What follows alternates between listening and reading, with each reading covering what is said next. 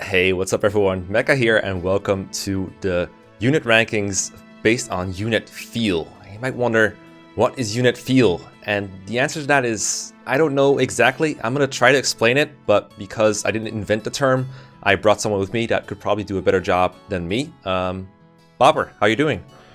I'm doing all right. So hello everybody. I am a Fire Emblem theorist apparently, just inventing terms, throwing them out there. But yeah, no, today's all right, and I'm excited to be here and talk about all these great characters. Like we're off. So yeah, you said you're a theorist. You're also like an essayist, right? You make like Fire Emblem essays. Yeah, that's kind of the whole thing. Over on my channel is a Fire Emblem video essays, interspersed with just other video game type stuff. So, but Fire Emblem's the main stuff, and you should check it out. But that's good stuff. I digress. Yeah. So you invented the term unit feel, and I actually really liked that particular essay. It's based on I think you made one video about it in total. It's the only one I remember seeing. But I was really impressed with how well it put a lot about what Fire Emblem really is in a lot of ways. I usually analyze it from a statistical kind of perspective, but in a way, unit feel is a lot more interesting than that. It's more about how fun a unit is to use, I think. I'm gonna talk about what it feels like for me, but what unit feel is to me might not be the same as what you intended, so please correct me when I'm wrong, or just add on whatever you think is missing. But okay. Unit feel is basically how much fun a unit is to use, and that's a lot less about specific statistics and tier lists and comparisons and analysis, and it's more about personal experiences and fun stories that you had in your playthroughs. And I think it's also a thing about extremes. I think units that have big numbers, either that go up or that go down, I guess, or that are really low, are the most fun units to use generally because of the extremes. I think a lot of that essay was about that mediocrity. It really makes the unit feel like the least fun to use. I think the example used the most in that video, which I very much approve of, was Ford, because he is mediocrity himself, and that makes him not fun to use. Not because he's bad or good, but because he's in the middle, and it just never gets out of there. So that's why today we're ranking units based on how fun they are to use and how their unit feel is. Did I catch the essence, do you think? Yeah, I think so. We can add a little more specifics to it. It has a lot to do as well with aesthetics and story. So yes. Do characters have fun designs that people attach to? Because you'll have characters we'll see later on in this. I assume they can already see the characters on the screen. Yeah. He can't. So Bopper cannot see the characters. I mean, he knows the characters, but he doesn't know the list, because that's another discussion altogether. So you have people like Kanas that people love. The monocle stands out, that design, or Joshua with his stupid hat. People like you attach into the personalities through the supports or through the aesthetic design of the characters. And that makes people, want to use them and enjoy using them. So it's all these other attachments that we bring to characters. And then on your point about the extremes, characters that have a very defined arc, like an emergent gameplay narrative, people really like. So, Amelia goes from being awful to fantastic. Seth is this monster. He remains one. Yeah, big arc there. Big arc there, but it is a satisfying one. It's a flat note, but it is an awesome one. But then someone like, Isadora, who, I know you've pushed as being better than a lot of people think. I think the reason a lot of people have sort of a reaction to Isadora isn't that she's bad and can't help you, but that she's decent and then never really goes anywhere from there. She'll remain decent. Yeah.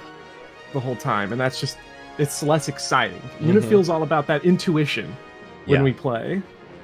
Isadora is not a very intuitive unit, I will say. She's more she joins and she one-rounds almost everything she faces, almost every generic, with the right weapon, but putting that on her is something you have to do, and if you don't do it, you're stuck with that silver sword and that short spear, which that shouldn't really matter how you rate her, a short spear, whatever, just don't use it if it's bad.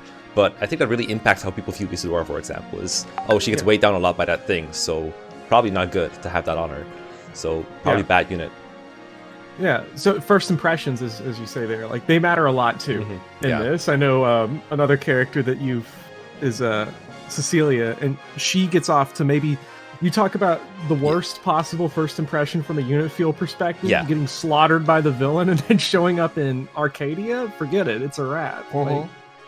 It doesn't feel good. Yeah, she's a victim of that. I think Gareth is another one. A lot of the waifus actually fit in that in that spectrum somehow or the other. But Gareth is like, he joins in a map and it just all the units there kill him, so he should be bad, right? Well, that's just the first impression. And if you take like very simple measures, which you'll see when this, I don't know, I think this video will release before Gareth joins in my Let's Play, but you'll see it's actually very trivial to keep him alive. But if you don't know how, then yeah, you'll get a very bad first impression on him.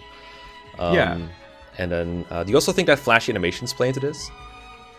I think they can. I think they really can. Overkill animations, just like, you know, overkill combat skills and stuff. All of it, you know, plays into, because I think we'll get into this a little later, but some of the games that have more lackluster animations aesthetically, like the BS games, are games that people seem to have more of a struggle with to have fun. You know, Shadow Dragon is a game that took forever before people really started, I think, vibing with it.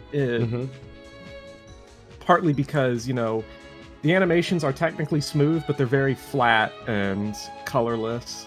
Yeah, and everyone kind of looks the same. They have like distinct like hair colors and stuff, but for the most part, people are not the same. And then the reclassing also makes units feel like more the same. It's like, it's a very samey thing. I'm one of those people that took a while to take a liking to Shadow Dragon, but I can still see there's a lot of people who don't like it very much for the reasons you just stated. That's why we only have like 3 characters from DS Emblem on there, I think. It's because they're less... There's not as much to say about them in terms of unit feel, but, you know, I'm glad there's a couple in there, because at least we get to talk about them. By the way, the characters were supported, or were submitted, and also supported by my Patreons, so thanks a lot. It's been a while since I did the big tier list, and I thought this would be a fun way to continue / you know, side quest into it. So I asked everyone to submit characters to discuss unit feel about. And this is the result list you see in front of you. So I didn't just pick these randomly. These were submitted by smart people, because I think we got a fun batch. And we're probably not doing all these right now, but we'll do probably roughly half of them, and then we'll probably be tired as hell, and we'll do the rest later. I'm going to share my screen with you. And the reason I took a while to do that is because I wasn't sure what you thought of this. So I was going through the list. I was like, okay, where am I roughly going to rank these? And my initial instinct was to do, well, what I did. I'll just show you. Here's the thing. I guess I'll share this one with you. Please work. Okay, can you see it? Yes. Okay, good. So you can see over here, I made only 3 tiers. I feel like there's not much of a point in making like 5 or 10 or whatever. This is only 3. This is great, mixed, and bad. And I was just going through these. I realized that it might be the nature of the units that were submitted, or it might just be the nature of the, you know, the whole metagame, the whole thing about unit feel. Most units are either here in great unit feel or in bad unit feel. The only units for me that I wanted to put in mixed unit feel are units that have both some of this and both some of this. But there was never anyone who I thought, this unit has okay unit feel. They don't really have good or bad unit feel, because everyone who is middling in some way tends to be here for me. That's what I thought. What do you think? I agree.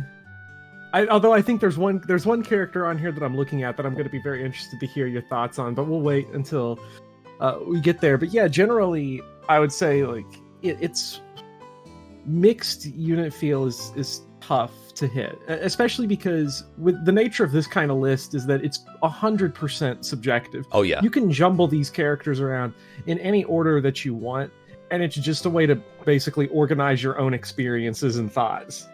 So, you know, of this batch, I don't know how many are going to be in, you know, bad unit feel for me, but we'll see. Yeah, I think a lot of them end up in great. Fine.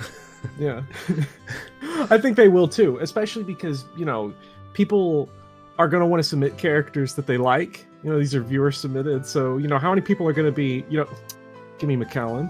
Yeah, I know. Gotta get McKellen. I don't even know if McKellen would necessarily end up in mixed or in bad, but like, I don't even know, man. That's the DS games for you. That's like a prime example of a DS game. So I guess I'll explain, because you told me the way you view it is like, as you said earlier, it's like really bad characters that grow are really good, and really good characters that get even better, or just monsters, you know, that are the massacre games, like they're good. Generally, yeah, there's probably exceptions, and there's probably other units that can get up and great, but yes. Yeah, I think generally that's true, except I would add that there is a line below which you can cross into just so terrible that it doesn't even matter. Mm-hmm. Which I guess would be Dolphin McKellen. Yeah, something like that. Yeah, they don't... The thing with it's like their own story to tell. Like, if you use Dolphin McKellen in like an Iron Man, like especially if you're streaming, and they end up doing work and actually being good, they will end up in great unit feel for you, I think. But for most people who just don't use them or just sacrifice them or whatever, they probably will just be in like whatever. They'll probably be in bad unit feel. But for example, Exile Emblem last night finished his Shadow Dragon Iron Man, and of the units he used that were kept alive, which is a very short list, he kept Martha alive because he had to. He kept Sita alive because I don't even know. Chat wanted to kill Sita, but he clearly didn't. He kept Gordon alive because he was boss abused in the first chapter. And then the other unit that was kept alive all the way through was a General Castor that just tanked everything and basically did a Wolf Setgar through the whole game. So yeah, that's the unit that would normally probably end up like either here or here, but it ended up in great unit feel because of that story behind him. So yeah, like you said, it's a very subjective experience, but I don't think there's a single unit you could say they should always end up here. Yeah, there are characters that I think are going to trend in that way. Mm-hmm. You know, I think you'd be hard pressed to find somebody that was like, man, that Roy guy, just great every game. Like, it would be at the end. Yeah, there's an arc there. Yeah, I mean, he actually might be the perfect example of mixed in that way. Yeah. But you know, I mean, these are characters that aren't submitted. Yeah. So, I mean, these are just illustrations, examples. I guess now is a good time to just get into the list. Let me know if anything goes wrong with the screen share, and I'll do my best to fix it. But I'm gonna assume when you're talking, that means everything is fine. Yeah. Okay. So I also need to remember to name the characters that were submitted and the Patreons that submitted them, because I want to thank them. So Jacob submitted Tailtiu and Lewyn from FE4, and I think we could do the easy one first. I think for both of us, Lewyn ends up being great, right? Like, I don't think there's a. I think you used them as an example too in your essay. I did not actually. Oh, See, did you? For me, no, I didn't. For me, Lewyn, I've never gotten Forsetti. So you end up in this. If you don't know, I don't know how to get it.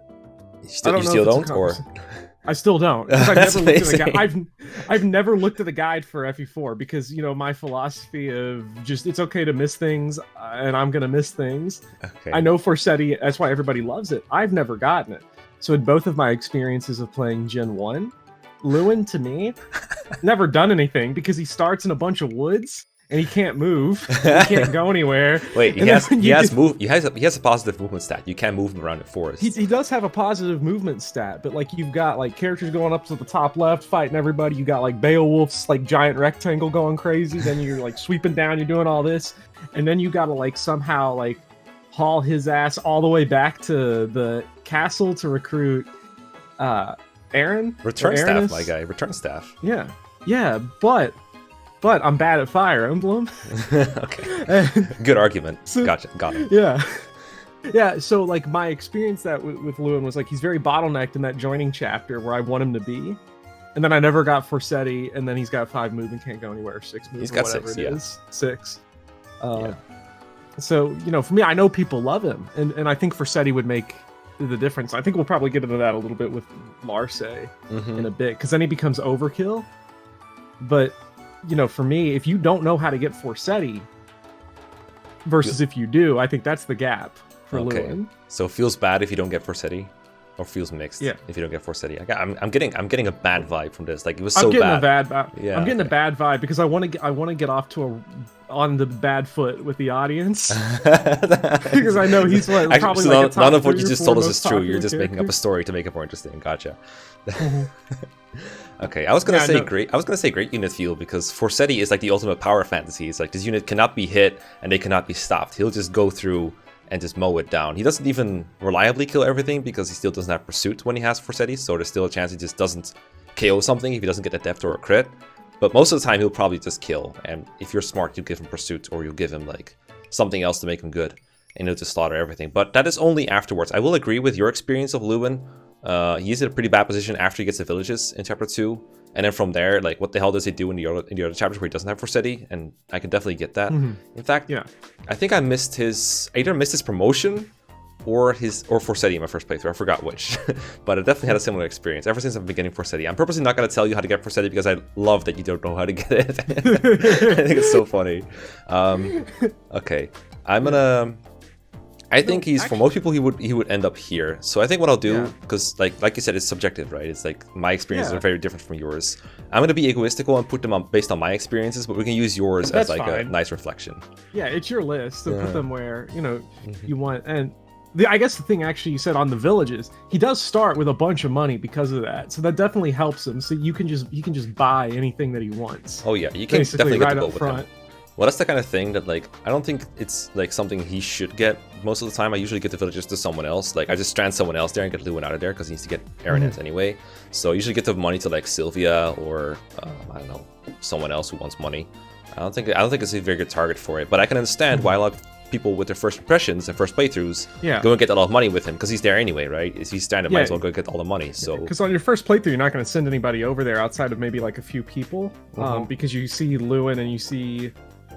So is it Sylvia that joins with him, right? Yeah. And they're gonna be, they're gonna be the ones grabbing it. Yeah. So the money's theirs. Yeah. For most people, I would imagine. You know what isn't there? The bargain ring. I think every first timer just gets it destroyed. There's like 6 empty tiles there where it used to be a village. The bargain ring. Yeah, never mind. No, don't worry about it. Don't worry about it. I don't know. I don't know what I'm talking about.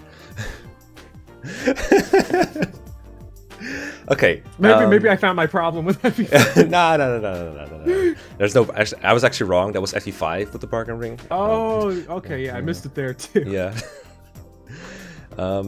So how about we take turns? Wait, actually, did you go first on Lewyn? I think you did. I was gonna say we should take turns. I think you introduced him, but I said the bigger spiel first, so you can just start with Tailtiu. Okay, I'll do my bigger spiel now then. So with Tailtiu, I am tempted to put her in mixed, which is weird for me because she is a prime example of like great unit feel when she joins. Like she's one of the few examples of FE4 where a character joins in a situation where she's actually has the opportunity to show off what she's all about, what distinguishes her. She has Wrath, and she's very fragile, so you can only take 2 hits, or you can take 1 hit without dying, but then you activate Wrath, so you can kill pirates, but if you put her in range while at half health, she'll probably die, so you have to heal her with Claude. And that creates an interesting dynamic that FE4 is desperately lacking for the most part, because most of it is just blobs and blocks of enemies just suiciding into Sigurd or something. So I think that's very interesting and very distinguished. But after that, that's good unit feel. But then after that, you have a 5-move unit with weapon triangle disadvantage against wind mages that dies in 1 or 2 rounds of combat. That is a pain in the ass to get anywhere. That doesn't even get that much experience from killing anything because the XP formula is whack. And like the first couple levels are fun with her in chapter 3, and then everything after that is such a pain. And then when she gets level 20, she just promotes, doesn't get anything substantial out of it. Like if she became a Master Knight, she'd end up like right here. She'd end up right there. But she does not. She just becomes a 6-move mage infantry with staff spam. That's boring. So my personal feelings on her are here with like examples of both this and this. What do you think? I completely agree with that. It's not good that the shining moment for her is the very beginning. And she's killing all those pirates, going crazy, and it's a ton of fun, and it made me want to use her the first time I played the game, so I was like, okay, here you do give her all the cash, give her the Paragon ring, give her like everything, and then the Paragon ring and the leg ring, and the leg ring was really good on her because it just found more ways for her to die. So it was I couldn't even, with the Paragon ring, I couldn't even get her up to level 20, not because it's impossible, but because there was just a certain point where I was like, this isn't even fun anymore. So it's a good first impression, and then just the rest of the way through. Mm-hmm. I mean, it's just a fun design though. That helps. Yeah, I was gonna say like her design and Thoron looks fucking sick in FE4. It's like this big lightning bolt just strikes straight at the enemy. It's like a laser that goes through them. Yeah, it's so much fun, and she's the only one who can use it. Yeah, and Rash shenanigans in the arena is always fun too. Oh yeah, but arena does not beat the level, and so it gets the level, but it doesn't beat the level. Yeah, it does not. No, you can get Tailtiu a bunch of levels, and then she still dies. So. I think even in the arena, she has the same arc that goes downwards, whereas like it starts off fun. It's like, oh, you hit me, well now you die to a Wrath crit, and then you get to the Sword Masters and Heroes that double her, and she dies, and you have to like. To win, she needs to like dodge the first hit that they get on her because she's slower. And then she has to hit him with a Wrath crit, and then she needs to dodge like twice more because she gets doubled. And then she has to hit him again, and that's how she wins. So I have a lot of bad memories of trying to use Tailtiu to kill things in the arena, just pressing speed up button, hoping she finally gets the win. super annoying unit to use Yeah. at some points. But that's yeah. Most of it is bad, but I feel like the start it shines enough to make her mixed. All right, we have Altena. What do you think about Altena? Literally nothing. You didn't get her. This is where I've played. I'll say on the next handful of characters, I've played Gen 2 of Genealogy a single time all the way through. Okay. And so I don't have many thoughts because I just don't remember. Some of the characters I remember very distinctly, like the next two we'll talk about, but Okay. Altena is one that I just don't remember very much of. Okay. That's fair. Maybe not a good thing for this list. It's fine. I know you've played most of everything. You use almost every character. It's fine to miss a couple. Yeah. There's a couple characters for me like that too. Definitely. So Altena for me is like kind of mixed, I guess. On the one hand, like flying units that have as much bulk and as much strength as Altena give this huge like feel of powers. Like I can go anywhere I want and I won't die. And I'll put your hurting on everything. And so it makes her so much fun to use, for example. And Altena has that to an extent because her physical bulk is so good. And sometimes even bows like do not kill her, although you probably don't want to expose her to too many. But then you get the FE4 AI that sometimes just refuses to attack if they do no damage or 1 damage. So instead you get this amazing experience of having Altena fly to a couple enemies and they just fly past her or surround her without attacking. And it's like, oh, well, that's boring and anticlimactic. Now I have to do this on player phase with my speed up button instead of watching an epic enemy phase. And that's boring. And then you get to the next few chapters and a lot of the enemies are magical, which means you don't want to use Altena against them. And then she turns into a hit and run bot where you don't want to enter in range, which feels bad when you have literally 30 to 40 defense. That feels bad. But there are parts where she feels very mighty to use, but it's very limited. So overall, I'm a little bit mixed on her and like how she feels, which I realize it sounds like I'm saying she's a bad unit or like she's a mediocre unit, and that's why I'm putting her in here. But this is really like the fun experience that I have with Altena, and it matches up pretty well with how good she is as a unit as well, I'm noticing. So sometimes it'll sound like I'm tearing her, but this is how she feels to me as a unit. But yeah, that's like from multiple playthroughs. I can understand like from one playthrough, it's kind of hard to figure out like exactly how she feels, especially if it's not very memorable. Because I do remember Gen 2 overall has bad map feel, I guess. Well, the map feel video maybe someday. All right, how about Patty then? So Patty, this is sort of more general about with the child units in Gen 2. I don't know how you can make them do all kinds of crazy shenanigans and pairings. Oh, I'm sorry, I forgot one thing. Yeah. Cobra submitted Altena, so thanks a lot for that. And Patty and Larcei were submitted by Mo. I need to not forget to do that. Yeah. Okay, go on, please. So I don't know how you make like the super kids, basically. So that's not going to factor into what I'm saying. Thieves in FE4 are interesting because they're both on paper.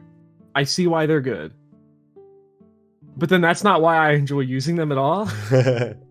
Because it's not because I can get the money and give it to a bunch of people. I just think it's funny that you have these characters that just do no damage, basically, attack enemies, just steal their lunch money, and then just dip off with it. I just think that's really funny. I think it's a really funny stealing mechanic that makes Patty as well just really funny and interesting in that way. Like her existence opens up so many wild possibilities, especially for someone like me who did not like tailor inventories at any point in FE4 for Gen 2, because Gen 2 kind of came out of nowhere for me, so I like didn't have that. So then like going around getting this money, moving all this stuff around, like it opens up so much of what I think can make genealogy fun.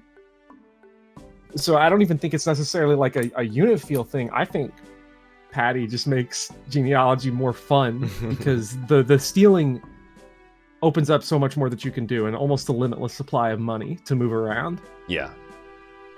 So would you put her in green then, in the great unit feel?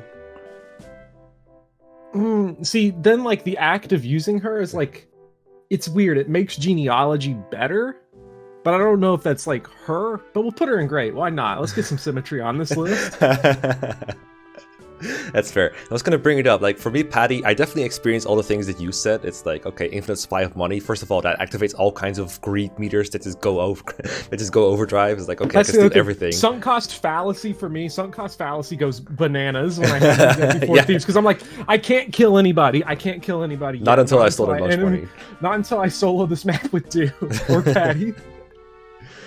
And then you get to the other part where her stats feel so bad that like trying to kill anything with her or trying to get through the arena can be a giant pain. I think everyone has had this one experience with like an FE4 thief or dancer where they manage to activate Miracle in the arena and dodge everything and just go through them like 1 damage at a time.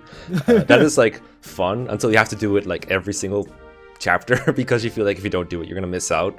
And that makes me feel bad, and also just doing no damage is not very satisfying. I did watch Kirby Master play in FE4. I don't remember if it was an Iron Man or just a regular playthrough, but he made her like really, really good. I think he paired Bridget with Holin, so she had Luna, and he somehow got her to 22 defense in chapter 7 or 8 or something, which is stupid. And you know how in FE4, when you're in battle, your defense shows because you know the game doesn't show actual damage; it just shows defense, and it just looks so off. I look at the battle and I see Patty 22 defense in battle. I'm like, what the fuck is going on? This is hilarious. That's so weird. Because all the patties and that I've seen, it's like 2 defense, 13 HP. Yeah, that's that Dew Patty. We'll make experience. this work. Yeah.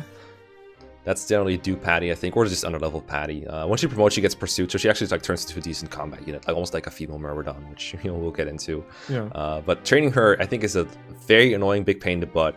But I think overall, great unit feel. I was like close to putting her in mixed, but I was like, you know what? Overall, this is really fun.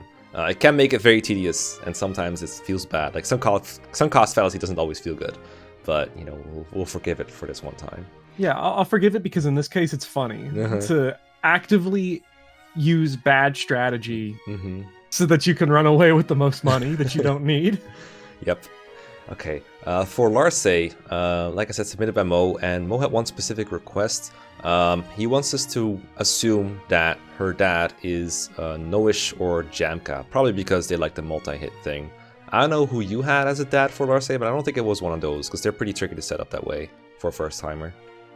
I think in mine it was just Ira Holland as the pair. Yeah, so for the most part, you can comment on the Noish thing. I don't know how that affects them. I'm gonna be honest. Yeah. So well, I think it's very similar to Holin in a way, in that like the whole fun with Larcei is proc skills, right? The whole fun is getting Astra. In your case, Luna.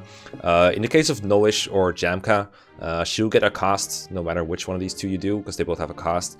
And then Jamka passes on Adept, and Noish passes on Critical. So you can basically think of Critical and Luna as roughly the same thing. So I don't think it will be very different for your experience. The whole fun with Larcei for most people, I think, is just, alright, female Myrmidon, go burr, activate skills, kill everything, super fun to use. Like, I definitely think you used her as an example in your video, like Larcei and Ira. I think it was Ira. No. I right? used Ira, yeah. Where it's like, okay, it doesn't matter that she's bad on tier lists or whatever. All that matters is when she gets into combat, you feel good, and you're like, okay, damn, this is crazy. And then the aesthetics also really play into it, I think, where she's like, female Myrmidons, they have like 5,000 different crit animation, FE4 and FE5. Yeah. So they just crit all over the place, especially in the arena. Like, people love arena show-offs with like Larcei and like other female Myrmidons, where they just crit all over the place. There's this one video of Larcei, I think, like activating like Astra plus criticals and like critting some kind of Emperor in the arena like 5,000 times. There's like millions of videos of people killing Julius in chapter 10 with Larcei because she's one of the like 3 characters that can do it. That kind of stuff. That's unit feel. That's unit feel in a nutshell, I feel like. Did I miss anything? Because I think she also has like female Myrmidons across the whole series. People just love because fun, cute, edgy, girls. People love that type of archetype. And then, like, who cares that she doesn't have like a mount and can't move 300 spaces in FE4? Like, because when you hit that rectangle of enemies and they start charging at you, like, you want Beowulf out there taking it on, doing 6 damage and like getting murdered, or he doubles. That's 12 damage. So. Yeah, that is he's out there putting the 0 times 2 on him while Larcei's doing like 17 ninja flips off the sides of the screen, like doing 600 damage. It's complete overkill, but it's hilarious, exciting, and funny overkill. And I think this is where the best animations in in Super Nintendo Fire Emblem, in 4 and 5 especially, are the sword animations for infantry units. Yeah. I think I know that Leaf is not on here, but my all-time favorite animation I've ever seen in The swoop, swoop, Fire swoop, Emblem, where he just runs up to them and goes like, just jumps up and kills them. yeah, that. Except I did it on Raedric, but I did not use the Black Eye sword. I accidentally clicked the Kingsmaker, and he did like 7 flips, went all crazy, got all the crit animations, and put a fat 0 on him. But Larcei like does that. It's like every enemy, not just in the arena, but so fast that she just avoids. So you got dodge tanking because she destroys everything. So it's unreal when you get her, and she's in a good spot too. For a first impression, because she shows up, and who is it? It's just her, Delith, and her brother, and Alana as a healer. Yeah, and then you get the horses. Like not even Oifei's there yet, so she's not even being outpaced by horses at first, and you need her to like go in. You don't need her, but like you want to use her. Smoke them if you got them. So you send Larcei in there, and she's probably got the silver sword or the brave sword or something. Yeah, from Gen 1. I think the brave sword also really helps with Larcei and Ira, where Ira's the one who gets it. And when you're a first timer, you usually just don't take off these kind of weapons of people. That's why people like Jamka so much, because he's the killer bow at the start. Yeah. Yeah, so she's just going like, take this silver sword, and just destroying everybody. So it's fantastic. Great. Easy. Easy, great. Alright, I think Mareeta is a lot of the same, to the point where like she also has a great starting point where she just joins within the middle of a bunch of bandits, and you just go, oh, I have a Mareeta sword and nothing else. Might as well use it to kill a bunch of axe guys that have no hit on me. And then she also... Like, Larcei, the one thing she lacks if you don't have, like, Lex as her dad is, what's it called? She doesn't have fast XP gain. Mareeta has fast XP gain, so she's also, like, level 1 or 2 when she joins in a chapter where most enemies are, like, higher level than her. I don't remember exactly how high, but pretty high. And then she kills everything, she levels up fast. At that point, you're already invested. You're going to keep using her because she's that much fun. And then she has all those proc skills, too. She has Astra base. She has Nihil, which I guess is not super exciting. It's about the opposite. But then she gets Luna from a random conversation somewhere. Because no, wait, actually, she comes with Luna. She gets Astra. It's the other way around. And then when she promotes, she also gets Adept. And she also has 5% critical. Like, she just crits everything, too. So, in a way, Mareeta is like Larcei on overdrive in FE5. I think she's absolutely fantastic in this kind of scenario. And it doesn't really matter that she's frail, because you'll keep her safe, because you like her. That's how it goes. Well, I got kind of punished using her because I was like in the final map. Okay, what if I have her fight Elf?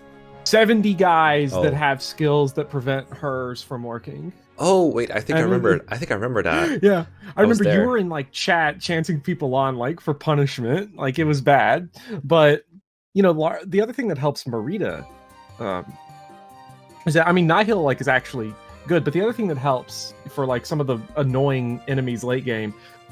But the other thing is that Mareeta, as a story character, is someone that you're going to have some degree of attachment to because of... I'm not going to get into spoilers because I know a lot of people haven't played Thracia, but considering what happens in Chapter 5, when she comes back, there is also that story investment there where, like, there's that arc where you're like, I want to get revenge for what happened during the Master arc, and Mareeta was one of the victims of that, and then to see her just overpowering all these bad guys, you're like, this is catharsis. This is what I want. Yeah, and Mareeta is like a major part of why I'd leave on a journey to begin with, because of Chapter 1. So that you're already invested from Chapter 1 onwards in a way, even if you don't know who she is exactly in Chapter 1, because you don't see her for like 4 chapters. Chapter 5 will bring her right back to like your active memory. You'll be like, okay, shit, now I'm invested. Also, one more thing. I think what happened for you was like you had the Mareeta sword, which gives her Nihil, and you have like, I think you had advantage on her. And then what happened was the sword that gave her Nihil broke mid-enemy phase, and then she ended up bandaging a bunch of Wrath Berserkers. And then, because of that, the Berserkers would get Wrath and crit her. So Wrath and Vantage and FE5 don't stack unless it's player v enemy, in which case they do stack, and then you're busted. Yep. Then she got annihilated one shot. It was very sad, but Callian took revenge, so it was fine. That was something. That was something. Okay, that was her final submission of Mareeta, excuse me. Command lists submitted Marty and Dagdar, 2 units that I think are very interesting submissions for sure. Marty is someone that I think it depends on like what you're looking for. I think if you're honest about your expectations, you don't expect Marty to be good when you use him. What you expect is a unit that just misses half the time, gets doubled a lot, but then anything he can do will just feel extra great because of it. So it's kind of like a, you know, an unlikely hero, I guess is what you could say. Like when Marty does something, it's a party. It's party time. And that I think makes him great unit feel. It doesn't matter that he has like 9 strength with 50% growth and like no speed and no skill. Whenever he does anything, it's worth celebrating. And I think that makes him for like great unit feel. And then when he promotes, he turns into like mini Dagdar with like +6 speed and skill, and he just is fine at combat. That's fantastic, but good enough. I think overall he ends up with great unit feel for me. Yeah, I think so too. It's starting off with 0 skill and 0 speed. It's if he started off, he would be a technically better unit if he had like, let's say 2 in each, like 2 skill, 2 speed, but he'd be less interesting because 0 is a funny number to have in a stat. It's really funny. And then I'm looking at his growth rates right now. I didn't realize it was 15 strength, 10 skill, 15 speed, but then 75 constitution. I mean, that's what we talked about at the start, right? Extremes make for like good unit feel. Yeah, extremes make, and then Thracia is a game that just lets you take these characters because of the, growth altering scrolls, and you can stack him if you want, and because even if he misses, he still gets full battle EXP. It's so easy with bad characters in Thracia, if you want to stack them, to just do that and just turn them into monsters. And I got my Marty to the point where he killed Raedric, and that was very fun. So did he even need the hammer, or did he just hit him with something dumb like a Master Axe? I used the hammer after I stole the Raedric sword. Right. So yeah, that kind of stuff. Yeah, go on, please. Yeah, so that's exciting and that's fun. And Marty also just has, I think these type of like homely characters are very wonderful in a way, because Marty has like Dorothy feel, where he just looks like some random dude that just showed up and he's just doing the best he can, and that's relatable. He's not like some supermodel or super soldier that just showed up and is killing everything. Like, you put in the work, but then he gets there. And still make him one, yeah. Yeah. There was like one more thing I wanted to say. Oh yeah, he also has huge HP growth, so he also just becomes really buff. And HP shows up a lot, like when you're moving units around and like when you're watching on a battle. Like just seeing Marty and then next to his name is like 80 out of 80. That's satisfying as well. You can see he has a 32 base in Chapter 1 with a 90 growth. That is terrific. Yeah. I mean, there's other units historically that have had that, but Marty has all these other extremes as well that just add to it. So that's Marty. His HP growth stole his speed and skill growth. Yeah, he made max his stats, all right. He went to the character creator and was like, all right, I want this and I want this. And they're like, but you want a little bit of that? No, I want this and I want this. Did I fucking stutter? I want HP and I want build. That's all we need. Like, he max those, min everything else, and it's just... Honestly, I don't think it was deliberate. I think what happened was like those were the first 2 stats he had to set. So he's like, okay, I want all of this, and it's like you won't have any points left after that. Are you sure? He's like, yes, I want this. Yeah, but he was a memer and gave himself 50% luck. So I mean, who needs luck? He's just you have scrolls on him anyway, right? Because you want to raise him. Yeah. So he's not gonna get credit. I guess luck is what, like, that half a void you get for every point of luck. That changes the game. Definitely, especially when you don't get crit when you have a scroll. Yeah, it's definitely huge. It's a huge stat. Okay, no bad feel so far. Only good feel so far. No bad feel, and Dagdar's also probably going to go into great feel because I can't think of a more uber Chad in all of Fire Emblem. Because he's got the beard. He's got the Jagan stuff going on. Yeah, it's good that you bring up the aesthetics because I keep forgetting. Yeah, when he comes back in, like, because he's got everything you could ever want, like a wholesome dad energy. Big beard, shows up in Chapter 8X, kills everyone after he spent Chapters 1 and 2 killing everyone. Just, what a legend. Put him in great unit feel, that's all he needs. And when he goes out, when he dies, when you inevitably get him killed, he goes out in a blaze of glory. Yeah, mine died in like one of my better going Ironmans. I was trying to deathless Ironman FE5, and Dagdar I think was my first death in my most recent attempt at that because of that stupid mention. I think like what happened is he can take a couple hits in that rejoining chapter, but what happened is like he missed and then activated a cost to make the enemies attack him again on enemy phase. So he took more hits than he needed to, and that ended up killing him. Yeah, I know it makes him look bad, but I think that a cost like on ballistas, I think makes him really funny because he's just like, no, again, more. So you end up, because my Dagdar died, I think, in the chapter where you can recruit Ilioi, where he just suffered from success. He just killed too many guys on enemy phase, and then just got opened up too much. So Ilioi is like kept critting the everyone. Mage Knight, the one, the route split. Yeah, the route split one where you just get jumped by this big rectangle, and Oh, you mean it's a very FE4? yeah, no, this is a Kaga enemy phase if I've ever seen one in that chapter. So Yeah, I think most people call him Ilio, so it's like, okay, Ilio, okay, got it. Yeah, okay. Yeah. Yeah, that's Dagdar. Yeah, Good. Dagdar, great. Dagdar beard. There was something else, but I forgot. So we'll just move on, and if I remember, I'll harken back to it, and it'll be a very structured video indeed. Gaius # Walt is life, Walt is love. Submitted Lifis, also from FE5. This is an interesting one because I have some arguments for mixed, but overall I can't help but want to put him in great for Lifis because first of all, stealing from people is like you said it was fun at FE4, but then you get it to FE5, and it's like I can just do anything. Like all the weapons, like I don't even need launch money. I can just take the weapons directly. I don't even need to buy them anymore.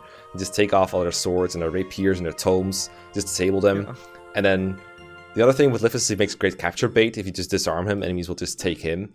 And I also feel like whenever Lifis is like equipped and people want to attack someone, they will always go for Lifis. I don't know if it's because he's a thief or because he has low luck, but he just always seems to get targeted. So that's what usually the story of Lifis for me.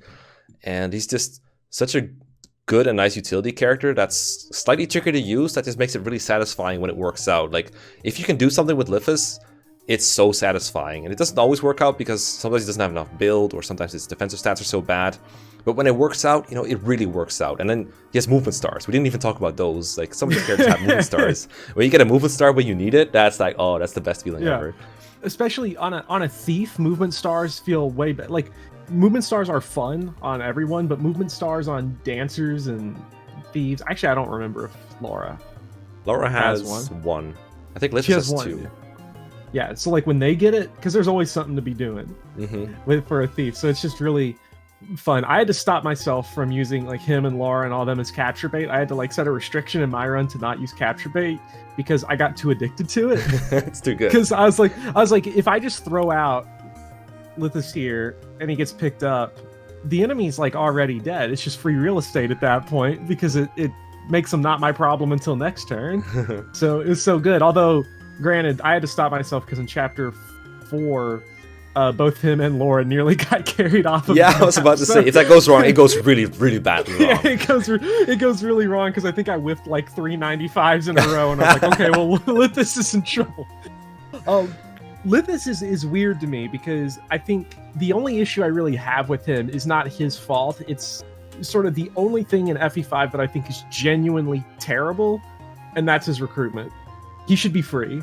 And I can't help but look at him and get irritated at the fact that he's not, that you can both miss his joining chapter and then miss him. Did you ever miss him? Even if you get there. I never did, but I know it's possible, especially in the older translations where it wasn't as clear that you know, because you have to get that to know to capture him.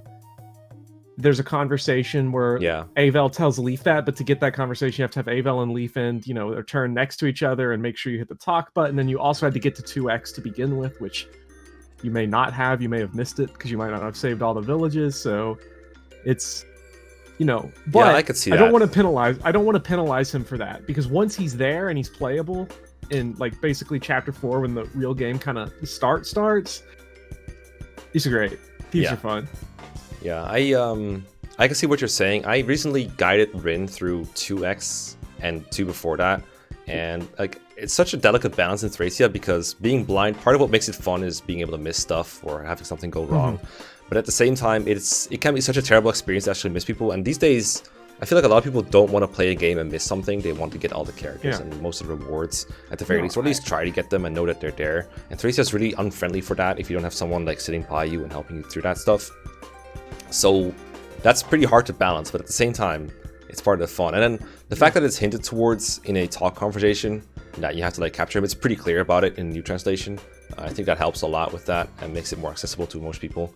But I do know, like, even though I told Rin, like, hey, get this convo and just read it. And she read it, and we got to Lifis, and she just started attacking him.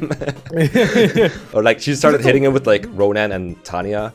And then was like, okay, I'm gonna capture him with Finn now, and she looked at the hit rates because it still shows the hit rates. It doesn't show that you're just gonna instantly capture the guy. Yeah. So it's like, okay, I'm gonna try with this, and she instantly got him. It's like, oh, it just captures him. Would have been funny if like Ronan or someone just crit and annihilated him. Yeah. But fortunately, they made that very hard to happen because he's on a gate and it gives him 10 defense. So it's like really hard to do that. Yeah, so no, really good. I think generally for Thracia, I'd say Lithis is the only thing that I think I would tell somebody going in. Like, do this, everything else, it's okay. Everything else in Thracia is perfectly fine to miss. And I think it's fun to miss stuff and, like, you know, do your own thing. But that one, not so much. But once you got him, legend. Yeah. I think Tina is really segues well into that because Tina was submitted by, let's see, Alan Smith. I think she is one of the most fun characters in the whole game to use overall. She's super fun. But it's so hard. Like on my first playthrough, I think it happens to almost everyone who doesn't have like a guide with him or whatever. She used up like her complete thief staff and everything in her joining chapter. She's had nothing left. So I never got to experience her with full uses, and that was very sad. Once I figured out how good she was with that thief staff and what you can do with it, boy, oh boy. This is probably the best unit feel maybe in the whole series to me, is Tina. Because it causes all of my like disorders with Fire Emblem to just start going haywire. So the first time I played 12X, it's 12X, right? That's the one where she's there. Yeah, she stole all my shit, and that chapter was a disaster. Then I get her. I think I used 4 of my 5 Hammerns on the thief staff in that run. I tweeted something recently where some guy was like, it's kind of weird how they like made the thief staff 20 uses but put it over 2 separate staffs. That's what it is. And the amount of just shenanigans and funniness that it enables, you know, whether it's stealing from Raedric or I think my personal favorite thing I did was that massive defense map that's like, oh, big epic, the enemies are storming into the city, you got to stop them. The one that's in Leonster, I think. 20, yeah. Like the big, no, not that one. The one earlier where it's like 14. all the villages, the one where you get Homer. Yeah, okay, so 14. Yeah, so there's that boss in the middle that has like 3 or 4 leadership stars, and I was like, that's whack. He's got so I double stole both of his inventory, warped in Hicks, and then just annihilated him on turn 1 and had Hicks run away. Yeah, that's great because he's a horse slayer, so Hicks would have been toast if he didn't steal. Yeah. Oh no, Hicks got axes. That's weapon triangle. That's big. Okay, that's fair. So no, stealing, it's such a unique utility that she has to just steal from infinite range that of course they punish it by giving her like 4 skill or 2 skill or something at base, which I was about to bring that up. I think the RNG, it takes away from like how good she is as a unit a little bit, not enough to get her out of like S tier or whatever, but the RNG involved in both her movement stars and the fact that she can miss at any time just makes it all the more funny. Yeah, it makes it even more hype when you just nail it early on before you've skill stacked her. Yeah, she actually has 1 base skill, I think. So she literally has like a 1 in 3 chance to miss every time at first. She has an okay growth in skill, I think. Eventually she'll just get 10 and she'll never miss again. But at first, boy. Yeah. Oh, her skill, her base skill is 1. Her skill growth is 25. Oh shit. Well, you know, Oda Scrolls, I think. Scrolls. Yeah, Scrolls. I do remember Don complaining a lot about staff misses, particularly in the Avel free map. I don't know if you've played that one yet. The 21X or something. Yeah, I did 24X after I beat the game. And Dagdar was playing that in 0%, and he his biggest complaint was like Sleuth missing himself with rewarp. Now that's good unit feel. That's a story you can tell your grandchildren about. Yeah. Okay, I think we can get through FE6. And then it's probably good to get it a break because then we're like, I don't know how many units we're in, probably like 10 or so, but we had like a huge discussion at the beginning. It's going to be like an hour long if we do FE6, which is, I think, is perfect length. And then we'll just continue with the others later. FE6 has a couple of interesting examples, I think. I think Hugh, for me personally, unless I'm proven wrong about this, which I cannot be because this is all subjective, I think this is the first example of bad unit feel for me, Hugh, in vanilla. Maybe not in Ember or something where they made him really good. But for vanilla, the first thing with you is like, usually I don't plan to use him. I use like other people. So I would not pay him max gold and I end up with like a mage with like 9 or 10 magic or something dumb like that at base. Like he becomes really bad when you don't pay him maximum gold because it makes his bases go down. And then he like doesn't do that much damage. The only thing he like remotely does damage against is like armor knights. And normally that's the kind of unit, like, that's the case for Nino. Nino is a case of good unit feel because, you know, starts awful but becomes good. But part of that, I think, what makes these bad units get good unit feel is good XP gain, like leveling up really fast and becoming good and having great growths. Hugh's growths don't really stand out, and he's not that underleveled, so you're just leveling him up, and all the while, you'll probably have that feeling. I don't know if you know that Pro CD sketch where he's like, I could be playing Pokemon right now, I could be playing Pokemon right now, I could be playing Pokemon right now. With you, it's like, I could be promoted right now, I could be promoted right now, I could be promoted right now. But if you promote him, he becomes a really kind of bad promoted sage, so you don't want to do it. You want to like level him up while he's underleveled, quote unquote underleveled.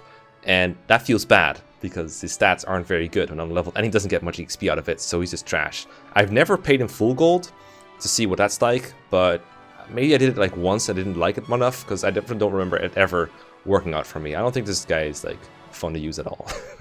I hate you. No, he just, I mean, he just steals your money. That's what he does. He just takes your money. That's always off to a bad. I find like the characters that just take a ton of your money at the beginning, like Beowulf. Like they you keep ripping on Beowulf. I keep ripping on Beowulf because like I don't know, man. I got a problem with Beowulf, but because he took my money, and you know Hugh has that problem. Although I think it is really funny. I think one thing we can give in his favor is that it is really funny that he just gets worse the less money you give him. Yeah, which is it's so a great petty mechanic. on his It's part. It's well, see, I look at it like from that Ludo narrative of him just being this petty asshole. It's like I'm not going to give you like you don't give me all the money. I'm not giving all the effort. Like you pay for what you get. Yeah. Yeah. The last, I know we're talking vanilla, so I don't want to like spend time on Ember. But when I did get him on Ember. The recruitment of him I found really, really funny because I had lost Milady, so I couldn't get Zeus, but I also didn't have enough money to recruit him. So I had to like go to the top left of the map, kill Zeus, go to the secret shop, sell some shit, and run all the way back to buy him. I think I've had that before because you get like gems in that chapter that you can sell, so you can buy him. I've gone through that as well. It's stupid. Yeah. But yeah. So Hugh, bad, big bad. Okay, big bad. I mean, you wish he was like big bad because at least he'd stand out in some way, but he's just he's kind of it's like you class Ford into a mage, you get you. Yeah, it does have a nice portrait though. I like the hand. Yeah, I like the thumb. That's kind of nice. He's got the thinking emoji before it was a thing. Yeah, it's real trailblazer that Hugh. Okay, Lilina is one I think is very interesting. I'm not someone who usually trains Lilina. I don't think she's the kind of youth I like to train. But I know there's a lot of people who do and really love to do it, and she does. I think like she and Lute and Nino kind of fit that whole female mage with like glass cannon archetype where they're just really high magic, but then kind of low everything else or mediocre everything else. And Lilina joins like somewhat early to the point where if you want to train her, you can slow down and do it, and it works out fine because when you have 1 to 2 range, it's pretty easy to keep her safe as long as you know how to position well and like wall her off with some more bulky units that you got at that point. And she also joins in like a sweet spot where in like chapter 8 it's not that hard to begin with, and the chapters after that are all like pretty easy too. So you don't feel like you're being burned at the whole lot. You can just take your time and train her. You're not really pressed for time or side objectives a whole lot when you have Lilina. So that helps a lot. But it's not like chapter 1 where your characters have trouble holding off enemies. Like the chapters are a lot easier when she's around. I think that makes her like a lot more fun and easy to train.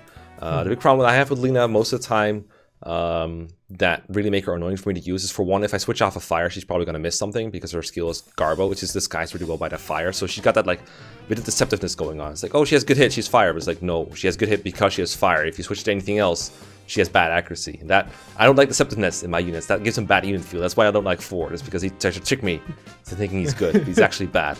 And Lilina has like a little bit of that going on. Not to the extent that Ford does it. Ford is like 10,000 times worse in that aspect. But Lilina has some of that, I think. But I do think generally the glass cannon mages like Lilina and like Nino and like Lute generally end up in great unit feel because, you know, extremes and aesthetics, they just work out really well in her favor. She's got a really fast aid support with Roy too. That helps with that too. You add some narrative to it, some support narrative. I don't know what these fancy English terms are called, but she has story relevance, some of it, a little bit of it, and I think that helps with her too. So in the end, I would put her in great unit feel, not because of my experiences per se, because they are very limited, but overall. I did use her in Ember though, but again, this is not really about Ember. But yeah, I have very limited experience with Lilina, but from what I have, I would put her in great. Yeah, you called her a glass cannon. I'm more partial to glass because early on she just does nothing, but she comes in this. She does come in a good spot, I think, because it's right before. It's a 2x2 prison cell. What better spot could you ask? Yeah, for, right? You can't be. First of all, okay, she's stopping you from using her at first. That's always a good thing. And then once you do get her out, free Thunder Tome, free support, which in Binding Blade is a big deal because supports just for whatever reason just are like, okay, how about you don't get them and then you just get one for free and then it builds really fast, so it sort of helps her avoid a lot of the issues that people, including myself, have with Binding Blade, with the hit rates and everything. And she comes into, I think, a good part of the game because I think the difficulty of Binding Blade tapers off once you get to chapter 9. Once you go to the Axebro Isles, I think it becomes a lot easier. Because axes are just so bad in that game, especially in the hands of the enemies. But I always find these like mage glass cannon characters to be kind of hard to use because I never feed them kills. Because I always use them to set up kills because they can attack from the Rebecca problem. 2 range. Yeah, it's the Archer problem of you want to avoid all these counterattacks, so you use them first, so it's very tough to get them kills. So I always find with Lilina, I see the appeal, but the fact that she never gets to like a state where she's just one-rounding things is kind of bad. She probably does in normal mode. Yeah, normal I was going to say, she's probably got great unit feel in normal mode. I'd say probably mixed and hard mode. Yeah, I can definitely see that. Lilina is definitely more liked by normal mode players, I think, which is not meant to be derogatory. I actually am working on a video talking about difficulties and why lately I've been enjoying lower difficulties a lot more than the higher difficulties in some games. So trust me, I'm not an elitist. But shit, what is it? Oh yeah, she does have like really low base magic actually. It's like 5 or 6 magic in chapter 8. That's surprisingly low for what's supposed to be a glass cannon. Most people look at her growth and they go, oh, that's a glass cannon. And she does. I think that's also another thing when people discuss their experiences about a game. Unless the start of a character starts out in some like really standout way, they'll usually remember the end of the character, like how they ended, more than how it began. Which you can really see clearly with Canas, for example, where people talk about his Luna shenanigans more often than they'll talk about like how he started off. And I think the same goes for Lina. If I see like people talking about how Lilina was in their playthrough, they'll talk about how she like one-rounded Mannequins with the Fire Tome at the end. They won't talk about like how she started off. We'll talk about like how she 4-blaze one-shot everything, fire 2-shot everything, kill and dodge everything at the end. They'll always talk about the end result. And that end result is good for like great unit feel, I think. But I do think on hard mode, she is definitely, I do agree on mixed for like hard mode. But this is not just about like hard difficulties, it's more about like experiences that we've had. And I think overall we can put Lilina in great unit feel for taking normal mode into account. Yeah, and I'd recommend, I think, that is another thing. We didn't talk about how difficulty, plays into this, but like everything else, it does. Because I think in the way we usually talk about in tier lists, like you go usually hardest difficulty for tier lists because it makes units more distinct. Yeah. I think with unit feel difficulty, it's more, it fluctuates a little more. Yeah, I think like some up and units down feel, by difficulty. I mean, some units just feel very different depending on what difficulty you're playing. Sometimes the comparisons are the same between two units, whether you compare them on normal or hard. That doesn't really matter. One of them will just stand out more than the other. But these are like, again, they're based on experiences, and I actually have played. At this point, I've played more lower difficulty runs than higher difficulty runs because, for example, draft races are always on lower difficulties. So I've played FE7 like 10,000 times on Eliwood normal and Hector normal because of draft races, for example. So the experiences from there, there's technically more quantity of playthroughs on easier difficulties for me than there is on hard mode at this point. And that means that, for example, we'll probably get into more later, but like, for example, is there a good one here? Not really. There's a really great example of this. But it does mean that, like, for example, I'm factoring in like normal difficulties way more than higher difficulties in this one. It hasn't really come up for so far because the NES games don't really, or the SNES games don't really have a difficulty setting. Not really. You have like Paragon mode in FE5, and you have like clever AI in FE4, but they don't really change anything. Yeah, like extreme difficulty in these games probably doesn't start coming around till the DS games. Like having these really uber high difficulties, your lunatics and hard fives and whatnot. Yeah, FE6 does have a pretty big gap between normal and hard though, so I think it's fair to bring it up for Lilina. And it's definitely something we'll get into for the later entries as well. We'll just slot Gonzales in the great unit feel. I think it speaks for itself. Definitely. I want to quickly mention P. Vladia submitted Lilina, Dunkley submitted Gonzales, and Frost submitted Hugh.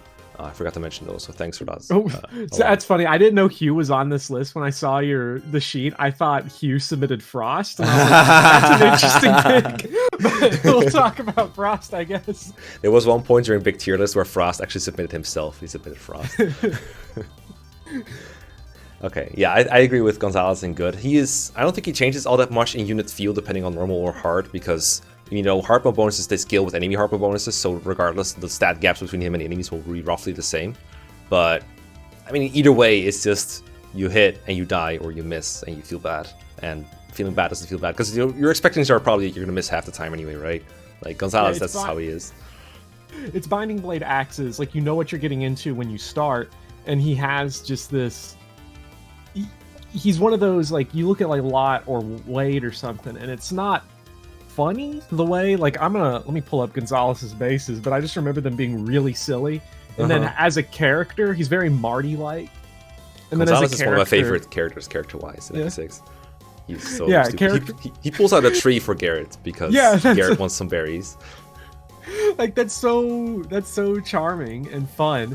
And he's one of those where I'm looking at, like, because he comes in hard mode, he's got 16 strength. That's so goofy. That's stupid. And he's just and like, and the other thing too, and I don't want this to be forgotten, but his starting inventory. Oh, the Devil Axe. Devil Axe. Now, the Devil Axe unfortunately sucks in Binding Blade because it's got bad devil feel because it doesn't give the bonus weapon experience, but it's still like.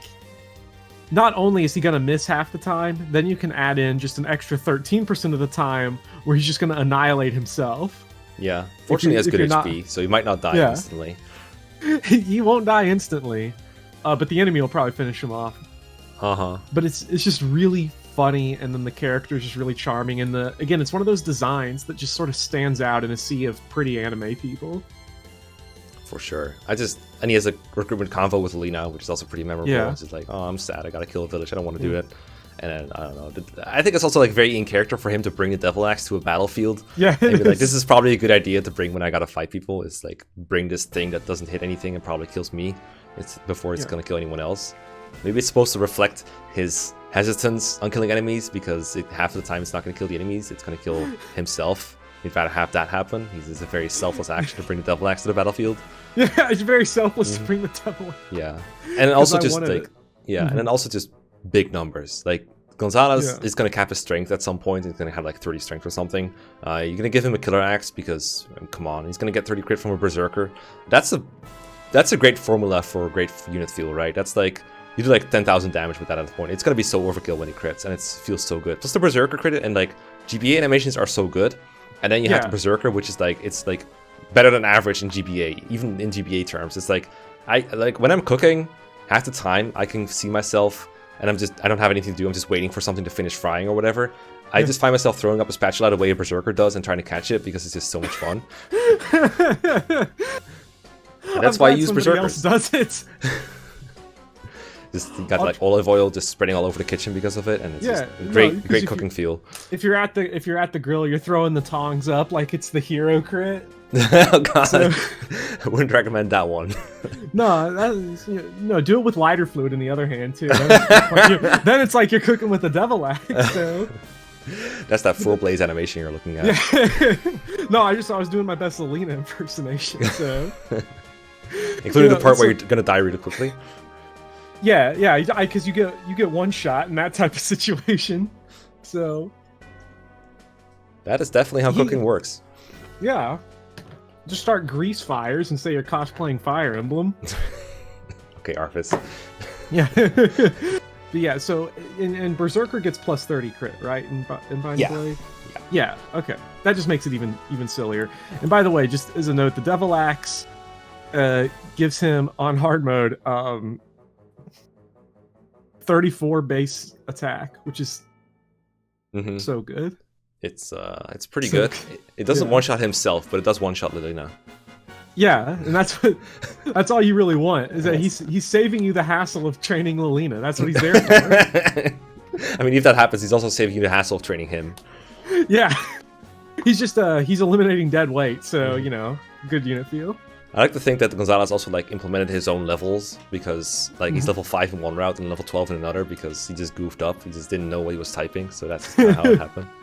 He was min-maxing but put all of his points in level instead of the actual stats. So Gonzales is such an interesting and cool unit. I almost want to play Binding Blade, which is saying a lot because I have a lot of issues with Binding Blade, and now I just want to play it and use Gonzales. That's how you know you got good unit feel. I didn't order these in like any kind of order besides the order we talked about them, but he'd definitely be one of the higher ones, I think. So yeah, he would be up there. Yeah, and some of these would be dubious. Yeah, because Binding Blade is one of those games for me where it's like if I play it, I gotta find reasons to play it. Like I gotta really dig in. And Gonzales is one of those things. Like every time, it's like him, Bartray. I'm so mad that Bartray and Echidna are exclusive, but that's beside the point. A couple of great unit feels, but Gonzales great. Here we go. Definitely. Okay, we got through. How many units did we even do today? We did 13 units, but we also talked about the meta thing. So I think next time we'll be able to get at least another third of the list done. And yeah, you're gonna be stuck with me for a while, apparently. Oh yeah. Hey. I don't mind. Because I see a lot of characters up here that I'm excited to talk about. So I think it'll be a blast. That's good. Well, I don't know when exactly that will be up, but we'll be doing it ASAP, and then we'll have it for you soon. So stay tuned, and until next time, let me know if you want to see more of this, because you're gonna get it. So definitely useful feedback. Bye. Yeah, and submit Dolphin McCallum next time. Yeah. It's very important. Yeah. So also thanks for submissions and thanks for coming around. Yes. And thank you for having me. No problem. Good time.